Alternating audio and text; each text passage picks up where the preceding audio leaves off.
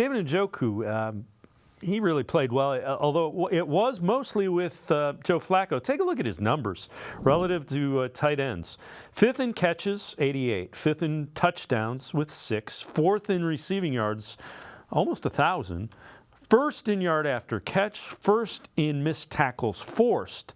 So, Quincy, what did you think of Njoku's year, and what is the type of year he have?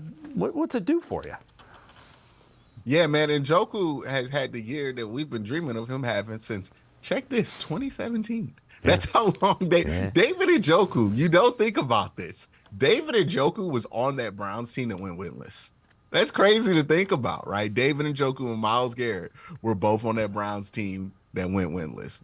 But yeah, like this is the season we've been hoping David Njoku could have, for the longest time, close to 1,000 yards, a lethal threat. It took a long time to get there. To get to your question about how does that development affect the Browns going forward, is David Njoku was the Browns' first real crisis that they had to deal with. Because remember, Andrew Berry and Kevin both got here, and David requested a trade because they brought in Harrison Bryant and they brought in Austin Hooper. And, they could have handled this the way that we've seen plenty of Browns regimes handle this, where they're like, no, we're going to trade you because you won't want to be here. We're going to get rid of you. We're going to go short term on this, right?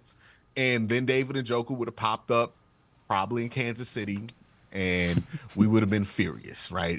He's a Super Bowl champion. He's done this. We've been furious about this.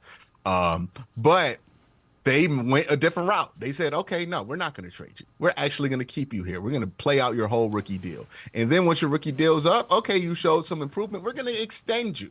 And then once we extended you, we're going to use you more and then more and more. And then you get this season to happen where he was putting up good numbers at the beginning of the season. Obviously, every receiver on this team had a lull after that second Deshaun Watson injury, right? It just went flat.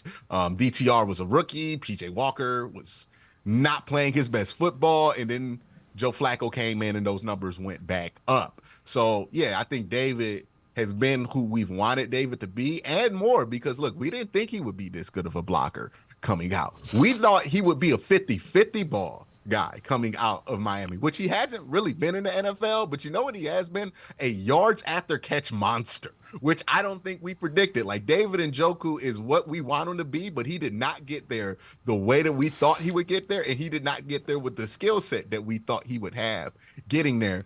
But he got there, and that's what's most important because now the Browns have one of the best tight ends in all of football, and that's a dangerous thing to have. Yeah, and it, the other thing is that it tells you with younger players, he's 20, 21, give them some time. And they gave him some time, and they're being rewarded for it now.